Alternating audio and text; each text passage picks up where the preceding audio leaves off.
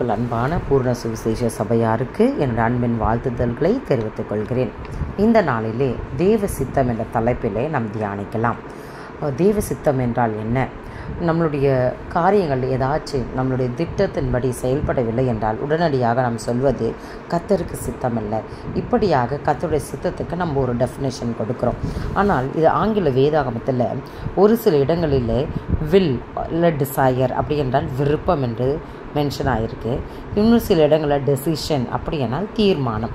இப்போது தேவ சித்தத்தை நம்ம புரிஞ்சிக்க வேண்டுமானால் எப்படியாக பார்க்க வேண்டும்? இந்த வில், இந்த விருப்பம், டெசிஷன், தீர்மானம், இது இரண்டும் இணையும் போது அது தேவ சித்தமாய் காணப்படுகிறது. இது ஒரு எக்ஸாம்பிள் மூலமாக நான் தெரிஞ்சுக்கலாம். ஒரு தகப்பனிடத்தில் தன் பிள்ளை அவனுக்கு விருப்பமான ஒரு பொருளை கேட்கும்போது அந்த தகப்பன் தன் பிள்ளைக்கு வாங்கி கொடுக்க மனதாக இருக்கிறாங்க, விருப்பமாக இருக்காங்க. ஆனால் அதை வாங்கி கொடுக்க அவர் இன்னும் என்ன தீர்மானிக்கவில்லை. என்ன விலை, எந்த நேரம், எப்பொழுது வாங்கி தர வேண்டும், எந்த இடத்தில் வாங்க வேண்டும் என்று அவர் என்ன பண்ண தீர்மானிக்கவில்லை. அதுபோல தான் நம் பரமபிதா நமக்கு அநேக வாக்குத்தத்தங்களை கொடுத்திருக்கிறார். ஆனால் அதை எக்ஸிக்யூட் பண்ண, அதை செயல்படுத்த ஏற்ற நேரத்தை அவர் வெயிட் பண்ணிட்டு இருக்காங்க. இதை தான் தாவீது அவருடைய வசனத்தில் சொல்லியிருக்காங்க. 2 சாமுவேல் 7:21 உம்முடைய வாக்குத்தத்தத்தின் நிமித்தமும் உம்முடைய சித்தத்தின்படியே எனக்கு பெரிய காரியங்களெல்லாம் தயவு செய்தீர் என்று. இப்படியாக அவருடைய சித்தத்தின்படி செய்யும்போது தான் வாக்குத்தத்தங்கள் நம் வாழ்க்கையில் நிறைவேறும். எபிரேயரில் 10:36 நீ do as per God's will you can enjoy the promises. அப்படியானால் வாக்குத்தத்தங்களை அனுபவிக்க வேண்டும். கர்த்தருடைய சித்தத்தின்படி செயல்பட வேண்டும். தேவ சித்தத்தினை அறிய நம்மளுக்கு முதல் படி என்னன்னு பார்த்தோமானால் தேவனுடைய சித்தத்தை எப்படி காண முடியும்? ரோமர் 12:1-2 அதற்கு அடையாளமாக நாம் எடுத்துக்கொள்ளலாம். நீங்கள் உங்கள் சரீரங்களை பரிசுத்தமும் தேவனுக்கு பிரியமுமான ஜீவ பலியாக ஒப்பு கொடுக்க வேண்டும் என்று தேவனுடைய இரக்கங்களை முன்னிட்டு உங்களை வேண்டிக் கொள்கிறேன். இதுவே நீங்கள் செய்யத்தக்க புத்தியுள்ள ஆராதனை. இப்படியாக ஒரு புத்தியுள்ள ஆராதனை எப்படியாக இருக்க வேண்டும் என்று காணப்படுகிறது.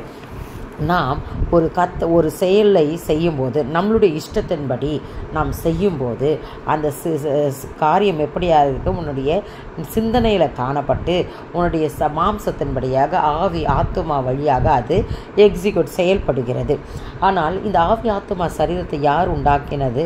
பரலோகத்தின் தேவன். அப்படியானால் தேவன் உண்டாக்கின அந்த ஆவி ஆத்துமா சரீரம் யாருக்குரியது? தேவனுக்குரியது. அப்படியானால் நாம் என்ன செய்ய வேண்டும்? நம்மை முழுமையாக தேவனுக்கு ஒப்பு கொடுக்க வேண்டும். அப்படி ஒப்பு கொடுக்கும் போது அது ஜீவ பலியாக காணப்படும். 1 பேதுருல 3:18 இதற்கு உதாரணமாக நம் இயேசு கிறிஸ்து மாம்சத்திலே கொலையுண்டு ஆவியிலே உயிர்ப்பிக்கப்பட்டார் என்று வாசிக்கிறோம். அதுபோலத்தான் நாம் ஜீவ பலியாக இருக்க வேண்டும்.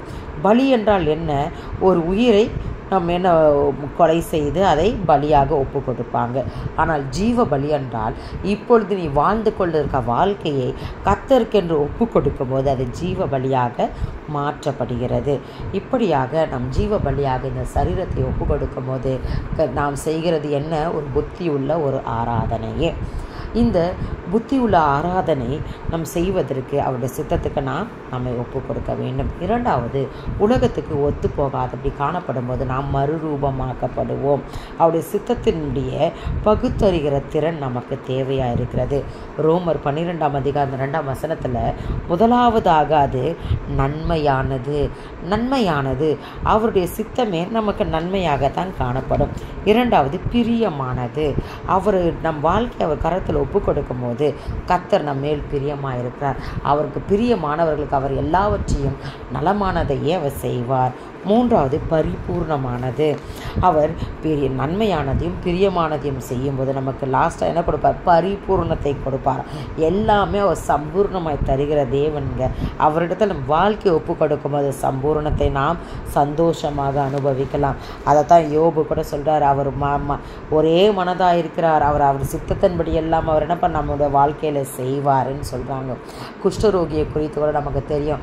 அவர் ஆண்டவரை நோக்கி, ஆண்டவரை இந்த குஷ்டரோகத்தை நீக்குங்க டைரெக்டாக கேட்டிருக்கலாம். ஆனால் அவர் அதை கேட்காது. அப்படி என்ன கேட்டார்?